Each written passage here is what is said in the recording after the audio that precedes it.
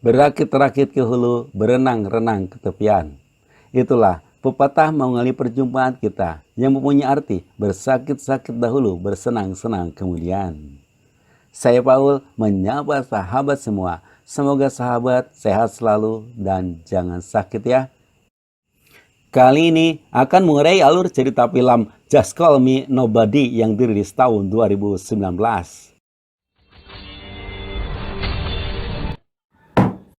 Oke sahabat, kita mulai ceritanya.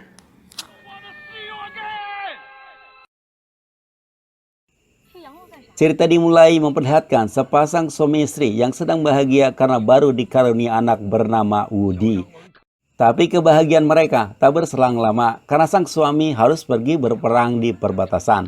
Bulan berlalu, tahun pun berselang. Pada suatu hari, adik suaminya datang membawa kabar mengejutkan bahwa ayahnya Woody telah meninggal. Yang lebih mengejutkan lagi, ayah Woody meninggal bukan di medan perang, tapi di medan tempur bersama PSK. Untuk menutupi aibnya, sang istri berpesan pada adik iparnya agar kematian ayahnya Woody dirahasiakan dan dia sendiri yang akan bicara pada Woody bahwa ayahnya meninggal di medan perang.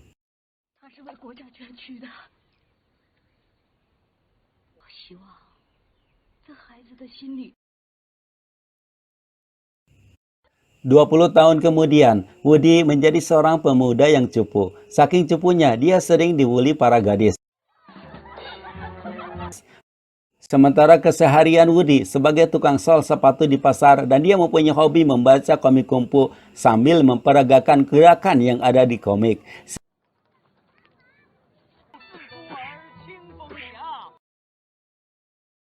Yang itu, ia kedatangan wanita cantik bernama Yulo untuk memperbaiki sepatunya. Namun, tiba-tiba suasana pasar menjadi ribut karena terdengar kabar ada dua pendekar yang akan bertarung. Para pedagang dan pembeli pun berbondong-bondong ke lokasi pertarungan. Woody pun penasaran ingin menonton. Tapi setibanya di sana, dia kecewa karena kedua pendekar itu bukannya bertarung, tapi sedang mempromosikan obat sariawan. Ketika ia kembali, Woody melihat Yulu sedang bertarung dengan Tain Pakuan, seorang penjahat cabul. Di tengah pertarungan, Yulu kakinya terpeleset. Ketika Tain Pakuan akan menghabisi Yulu, Woody melemparkan sepatu tepat ke muka Tain Pakuan. Tentu saja, Tain Pakuan marah apalagi sepatu Woody sudah beberapa minggu tidak dicuci. Ketika ditanya, Woody dengan wajah culunnya, ia mengelak bahwa dirinya tak melemparkan sepatu tersebut. Bahkan kakinya beraksi menampar muka Tain Pakuan.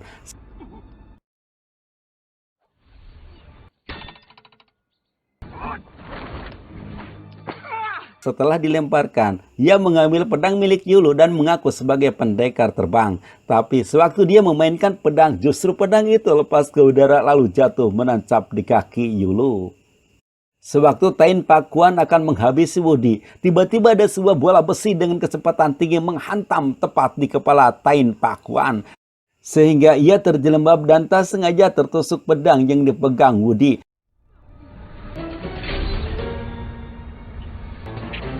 Dengan kejadian itu, Woody ketakutan karena takut dituduh sebagai pembunuh. Ia baru lega sewaktu Yulu menjelaskan bahwa Tain Pakuan penjahat yang sedang diburu pihak berwajib dan menyuruh Woody untuk membawa mayat Tain Pakuan ke kantor pemerintah setempat yang akan mendapat imbalan 3.000 perak. Dan berpesan bila Woody memerlukan bantuannya untuk datang ke Gunung Tai. Ketika Yulu sudah pergi, Woody baru menyadari Yulu hanya memakai sepatu sebelah.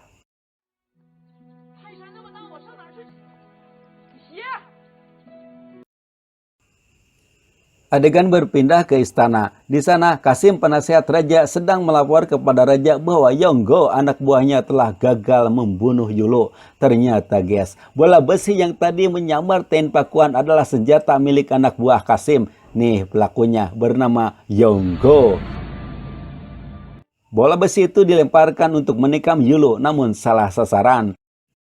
Untuk meredam emosi sang raja, sang penasehat memberitahu bahwa Yulu akan kembali untuk mengikuti turnamen kungfu yang diselenggarakan setiap setahun sekali. Di sini terungkap siapa Yulu. Yulu adalah calon permaisuri raja. Namun saat akan melakukan prosesi pernikahan, Yulu melarikan diri. Ia sempat membakar istana karena tidak mau ditikahkan dengan sang raja. Lalu Kasim membuat rencana dengan Jenderal Li dengan mengatur Yulu jadi juara turnamen kungfu. Di sini juga terungkap identitas Jenderal Li. Ternyata Jenderal Li ini adalah ayahnya Woody. Hah? Yang bener. Bukankah ayah Woody dikabarkan meninggal dengan PSK? Dan kenapa sekarang dia sudah jadi jenderal? Sabar ya Cok, penjelasannya nanti di depan. Hai, biar kalian penasaran. Kembali ke Woody yang sedang memperbaiki sepatu milik Yulu dan berniat akan mengembalikannya. Setelah selesai ngesol, ia segera berangkat ke Gunung Tai. Sewaktu dia di pelabuhan, dia membantu seorang kakek yang terjatuh dan menggendongnya menaiki kapal.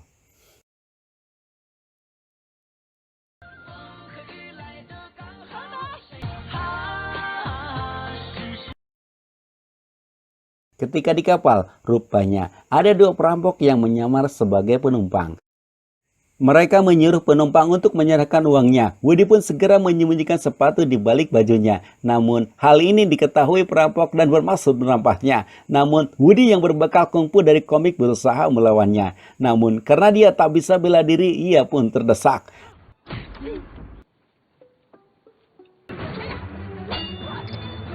Namun, kejadian aneh terjadi. Ternyata, si kakek rambut putih adalah seorang master kungfu. Dengan diam-diam, ia membantu Woody bertarung dengan tenaga dalamnya. Berkat kekuatan sang kakek, akhirnya kedua perompak itu dapat dikalahkan Woody. Selepas mengalahkan kedua perompak, Woody dihampiri kakek rambut putih. Dengan diam-diam, si kakek rambut putih menyalurkan tenaga dalamnya pada Woody. Lalu si kakek memberi buku manual 9 jing. Tapi karena buku itu tidak terdapat gambar, buku itu dibuangnya. Lalu buku itu diambil oleh seorang pemuda. Setelah kapal berlabuh, ia melanjutkan perjalanan. Di sana, ia bertemu dengan seorang gadis cantik bernama Ika yang ingin balas dendam kepada Tain Pakuan yang dibunuh Woody dengan racun yang disiapkan adiknya. Saat mereka bertemu, justru racun itu malah berbalik pada dirinya. Untuk mengobati sang adik, Ika mengambil obat penawar, tapi karena dia buta warna, ia salah mengambil. Tak ayah lagi, si adik langsung meninggal seketika. Melihat adiknya meninggal, kekesalan ditumpahkan kepada Woody sebagai biang kerok kematian adiknya. Si Woody pun melarikan diri hingga jatuh ke jurang. Jatuhnya Woody ke jurang tepat menimpa seorang pendekar, sebut saja si Gimbal, yang sedang latihan mengembangkan kungfunya. Ketika Woody sadar, dia sudah ditunggu oleh si Gimbal yang akan membunuhnya karena Woody telah mengganggu latihannya. Namun si Gimbal kaget karena tenaga dalam Woody sangat dahsyat. Woody mengaku tak memiliki ilmu bela diri, ia hanya diberi tenaga dalam oleh si kakek rambut putih saat di kapal. Dan ternyata si Gimbal itu musuh bebuyutan si kakek rambut putih yang pernah mengalahkannya hingga ia jatuh ke jurang. Di jurang inilah ia bertahun-tahun mengembangkan kungfunya dan bertahun-tahun pula ia mencari si kakek rambut putih namun tak pernah bertemu. Mengetahui dalam tubuh Woody ada tenaga dalam kakek rambut putih, kemudian ia mengeluarkan ilmu sedot tenaga dalam untuk mencabut tenaga dalam kakek rambut putih dari tubuh Woody. Setelah berhasil, si Gimbal menjelaskan bahwa dirinya telah membuat buku kungfu yang hebat dan di rumahnya dipasang perangkap anti maling yang bisa meledak. Namun, baru saja selesai ia bicara, Woody tak sengaja menarik perangkap sehingga rumah dan buku kungfu ciptaannya hancur terbakar. Melihat rumahnya hancur, si Gimbal marah dan menendang Woody hingga keluar dari jurang.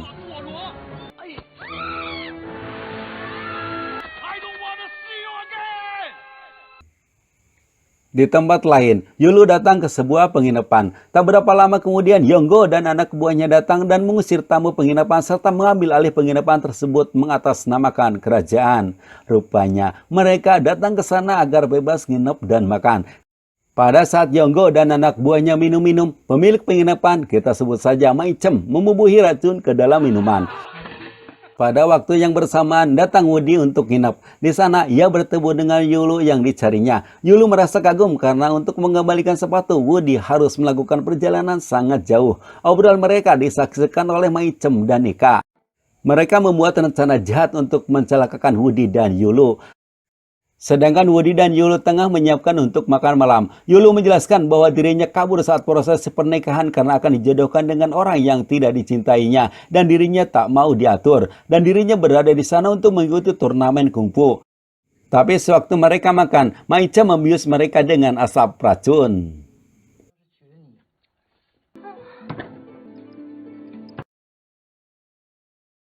Ketika mereka sadar, tahu-tahu mereka sudah diikat. Lalu datang Mai-chan dengan menjelaskan alasan mengikat mereka. Karena Woody telah membunuh kekasihnya, yakni Tain Pakwan. Ketika Mai-chan akan menghabisi Yulu, tiba-tiba ada bayangan super kilat membunuh Mai-chan.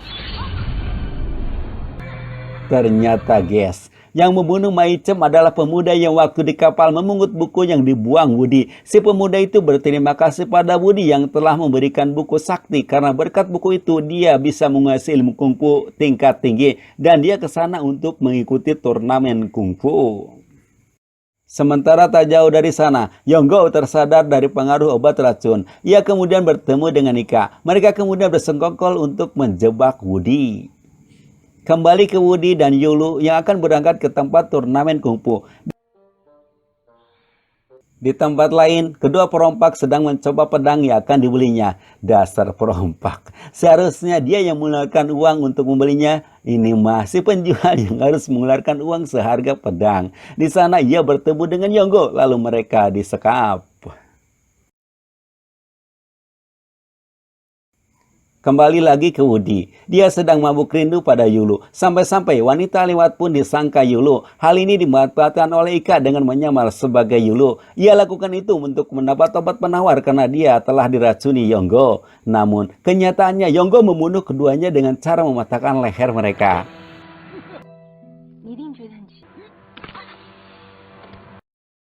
Tapi sedetik kemudian, Yonggo terkejut melihat Woody bangun dengan tidak terluka sedikit pun. Ternyata, dia mempunyai leher yang lentur karena suka membaca komik secara diam-diam.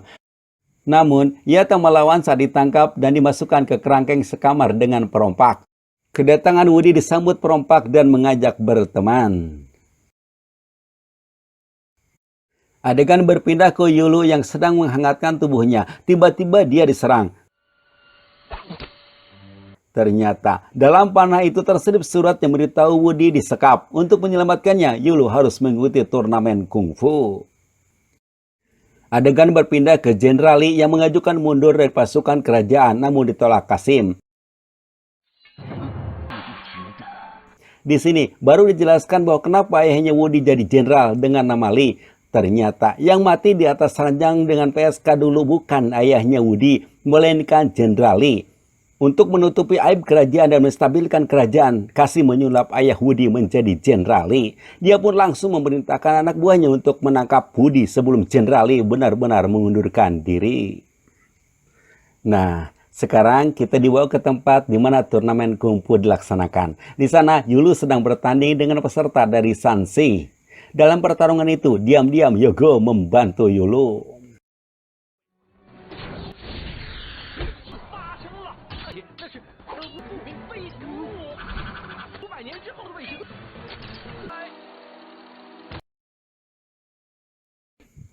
Setelah itu, Yulu bertarung dengan Dongfon. Di tengah-tengah pertarungan tersebut, kembali Yonggo dengan diam-diam membantu Yulu.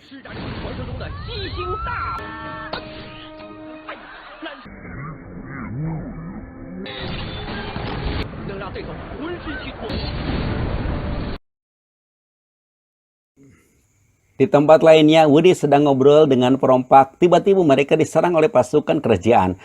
Dalam kondisi luka parah, ketua perompak menyuruh Woody pergi, sedangkan dia akan menghancurkan torpedo yang ada di bawah rumahnya. Sewaktu pasukan kerajaan mendekati Woody, tiba-tiba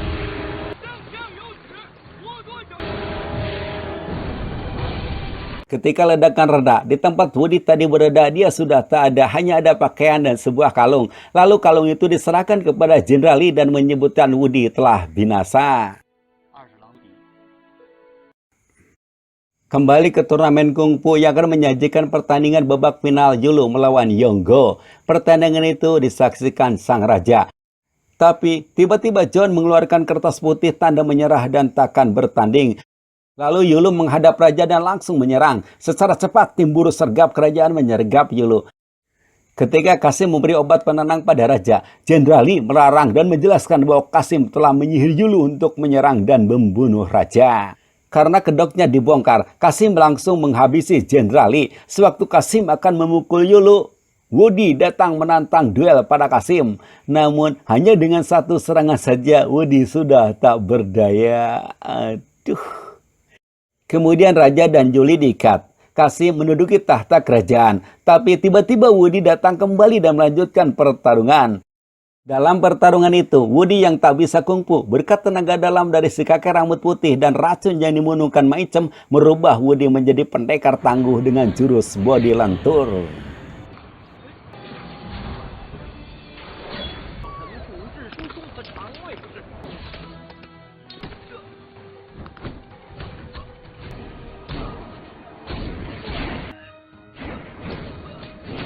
Selepas mengalahkan Kasim, sebagai ucapan terima kasih pada Wudi, raja akan memberi apa saja yang diinginkan oleh Wudi.